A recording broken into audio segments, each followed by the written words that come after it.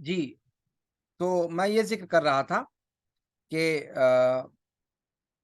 کعبہ کے اندر، مطاف کے اندر، وہاں مسجد حرام کے اندر کا نقشہ ذرا سا آپ کے سامنے شیئر کر دوں، تاکہ آپ سمجھ سکیں کہ کعبہ جو ایک چوکور عمارت کا نام ہے، اس کے کتنے حصے ہیں اور کس طرف کیا کیا چیزیں واقع ہیں۔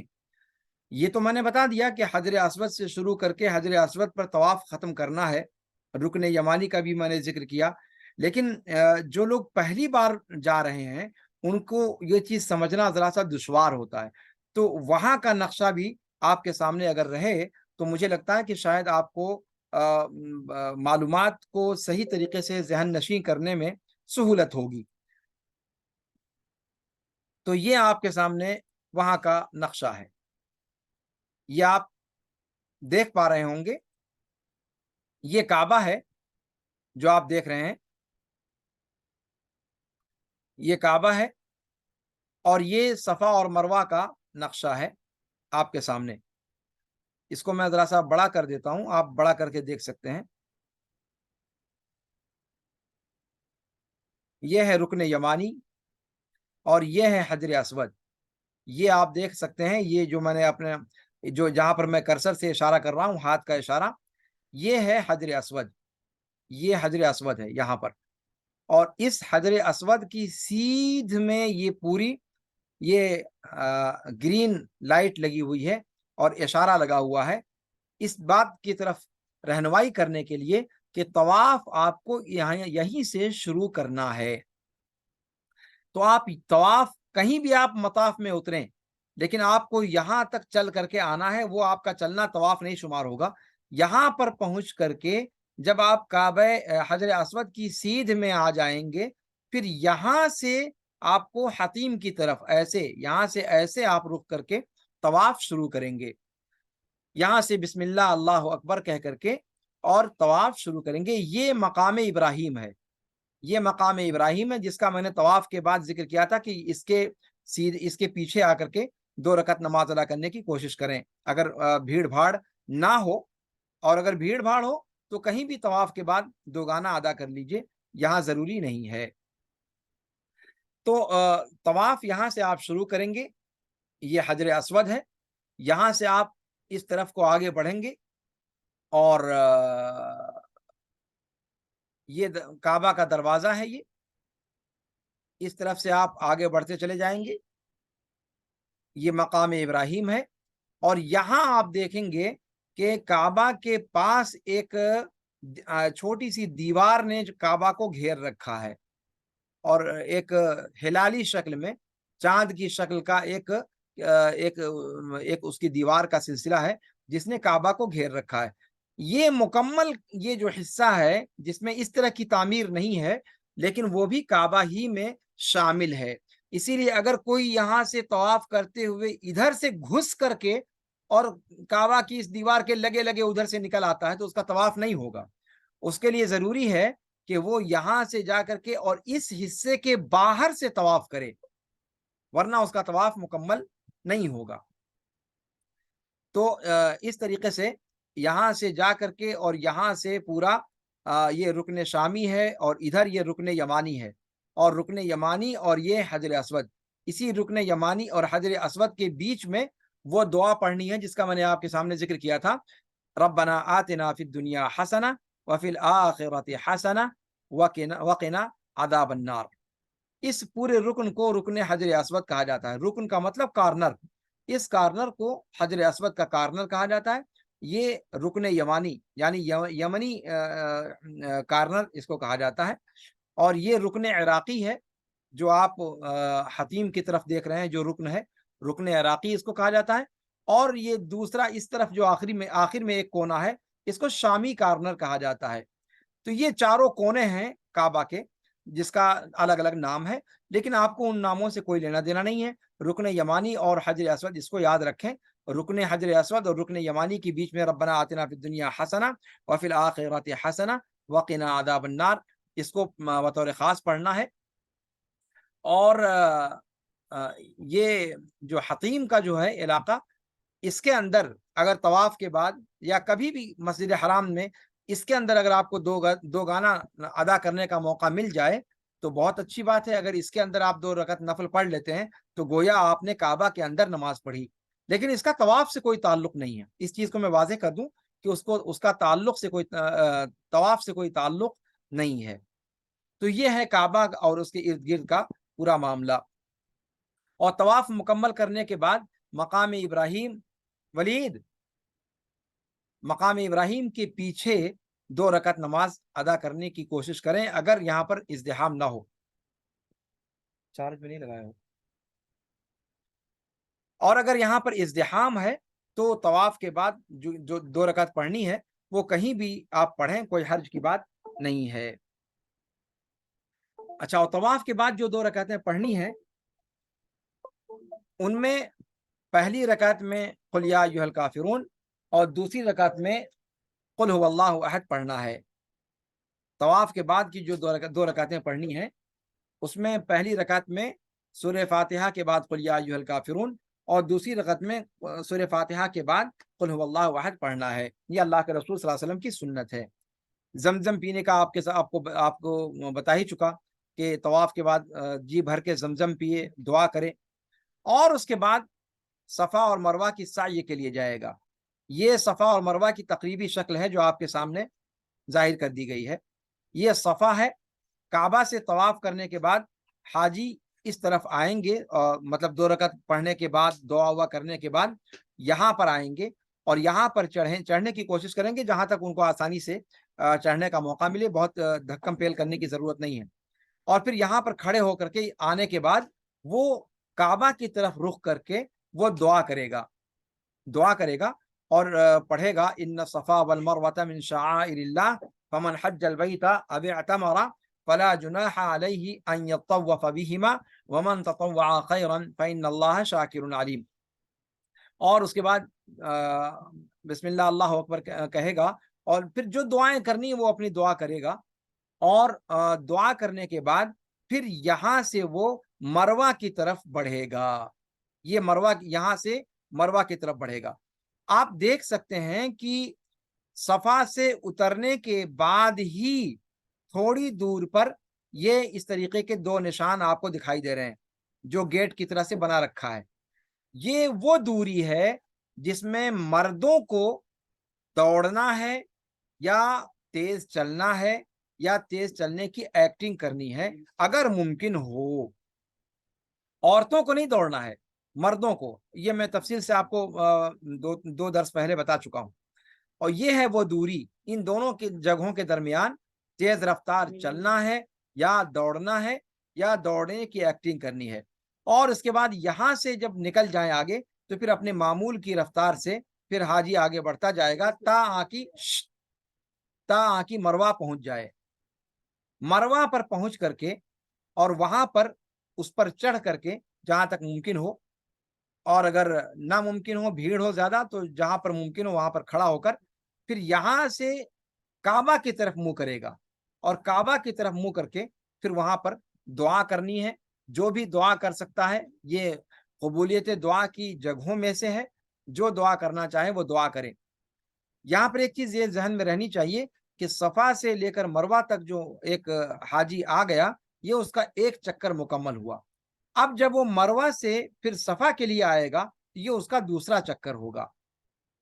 इस तरीके से तीसरा चक्कर यहाँ, चौथा चक्कर यहाँ, पांचवा चक्कर यहाँ, छठा चक्कर यहाँ और सातवां चक्कर यहाँ, यानी मरवा पर जाकर के सातवां चक्कर उसका मुकम्मल हो जाएगा। और यहाँ पर ये चक्कर मुकम्मल करने के बाद फिर वो यहीं से बाहर निकलकर ये नाई की दुकानें यहाँ पर मौजूद हैं, वो किसी भी दुकान पर जाकर अपने बाल को कटवा या मुड़वा सकता है। यहीं पर दुकानें बाहर की तरफ लगी हुई हैं, मरवा के पास से गेट है, वहीं से निकल करके वो वहां अपने बाल बनवा सकते हैं। तो ये सफा और मरवा की साई का मामला हो गया। तो ये काबा का नक्शा हो गया, ये मसा का नक्शा हो गया। काबा का नक्शा यहाँ भी दिखलाया गया है और किस तरीके से यहाँ पर मकाम इब्राहिम के पास 2 रकात नमाज अदा करनी है, देखिए आपको तस्वीर के अंदर दिखा रहे हैं। अगर मुमकिन हो सके तो इस सुन्नत पे अमल करें, या फिर इसके मुहाज़ात में कहीं भी पीछे जा करके, यानी मकाम इब्राहिम के पीछे का मतलब ये नहीं कि बिल्कुल उसी के सामने पहुंच करके, उसके पीछे कहीं भी आपको मौका मिल जाए तो वो मकाम इब्राहिम के पास ही माना जाएगा, मकाम इब्राहिम के पीछे ही माना जाएगा।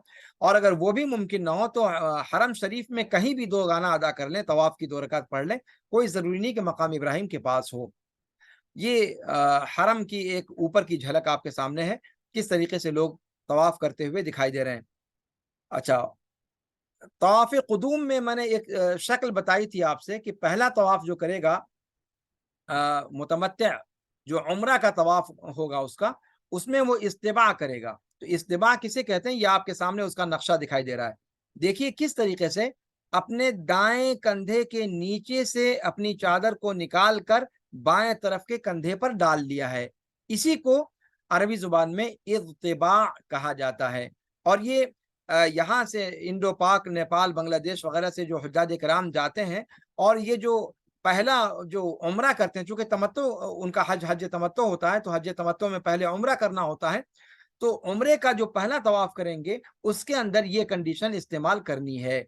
यानी दाहिने कंधे को से के नीचे से चादर को बाएँ कंधे की तरफ ले आकर के ओढ़ लेना है और कंधा खुला रखना है। तो ये इस्तिबा का मामला हुआ, और ये रमल का मामला हुआ। रमल भी मैंने कहा था आपसे कि रमल करना है, ज़रा तेज़ रफ्तार में चलना है, तो ये भी ये उसकी कैफ़ियत आपके सामने दिखाई दे रही है। यहाँ पर आपके सामने वो दुआ लिखी हुई है जो तवाफ के दौरान पढ़नी है। रब्बना आतिना फिद दुनिया हसना व फिल आखिरति हसना व क़िना अज़ाबन्नार। ये रुकन यमानी और रुकन हजर अस्वद, इस कोने और इस कोने के दरमियान ये दुआ पढ़नी है सिर्फ। यानी आप चक्कर लगाते हुए एक कोने को पार करेंगे, फिर दूसरे कोने को पार करेंगे, फिर तीसरे कोने को पार करेंगे, वहां तक इस दुआ का महल नहीं है, बल्कि उसके बाद जो तीसरे और चौथे कोने के दरमियान की जगह है, रुकन यमानी और हजर अस्वद के माबैन, उसमें आप रब्बना आतिना फिद दुनिया हसना व फिल आखिरति हसना व क़िना अज़ाबन्नार पढ़ेंगे। अलबत्ता उसके अलावा ये 3 तरफ के जो हिस्से हैं, उसमें आप क्या पढ़ेंगे? ला इलाहा इल्लल्लाहु वहदहु ला शरीका लहु लहुल मुल्कु व लहुल हम्दु युहयी व युमीतु व हुवा अला कुल्लि शैइन क़दीर। ला इलाहा इल्लल्लाहु वहदहु ला शरीका लह अनजज़ वअदह व नसर अब्दह व हज़मल अहज़ाब वहदह। और यही ज़िक्र सफ़ा और मरवा की साई के दौरान भी पढ़ेंगे आप। ये 3 चक्करों में ये 3 तरफ का जो काबा का हिस्सा है, उसमें यही ज़िक्र आप करेंगे, या फिर कुरान की तिलावत करेंगे, या आम जो दुआ आपको करनी है वो दुआ करेंगे। कोई ख़ास दुआ इसमें मरवी नहीं है। लिहाज़ा किसी के पास अगर कोई ख़ास पोथी हो, जिसमें पहले चक्कर की दूसरी दुआ, दूसरे चक्कर की दूसरी दुआ, तीसरे चक्कर की तीसरी दुआ, ये सब अगर हो मौजूद, तो यकीन मानें कि वो चीज़ अल्लाह के रसूल सल्लल्लाहु अलैहि वसल्लम की सुन्नत तो कभी नहीं हो सकती, वो बिदअत होगी या बिदअत से करीब हो सकती है। उन चीज़ों से, उन पोथियों से, लाल पीली पोथियों से अपने आप को दूर रखने की कोशिश करें। तो कोई इसकी खास दुआ नहीं है, बल्कि इन 3 तरफ में आप ला इलाहा इल्लल्लाहु वहदहु ला शरीका लहु लहुल मुल्कु व लहुल हम्दु व हुवा अला कुल्लि शैइन क़दीर ही पढ़िए, या फिर कुरान की आयत पढ़िए, या फिर कुरान और सुन्नत में जो वारिद दुआएँ, आम दुआएँ हैं, उन दुआओं को कीजिए, या फिर अपनी ज़रूरियात अगर कोई ख़ास हैं, तो आप अपनी ज़ुबान में अपनी ज़रूरियात भी अल्लाह रब्बुल आलमीन से माँग सकते हैं। अलबत्ता तीसरे और चौथे कोने के दरमियान आप रब्बना आतिना फिद दुनिया हसना व फिल आखिरति हसना व क़िना अज़ाबन्नार पढ़ेंगे। और सफ़ा और मरवा की साई में इस चीज़ को आप पढ़ेंगे। ये तो मैंने इससे पहले भी आपके सामने ज़िक्र कर दिया है।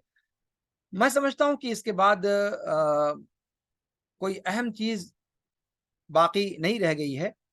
अपनी हद तक मैंने कोशिश की है कि हज और उम्रा के ताल्लुक से जो अहम मसाइल हों, वो मैं आपके सामने पेश कर दूं, और यहाँ फिर इस बात का इआदा कर दूं कि उम्रा के बाद भी और हज के बाद भी जो हल्क और तकसीर का मामला है, ये मर्दों के लिए है।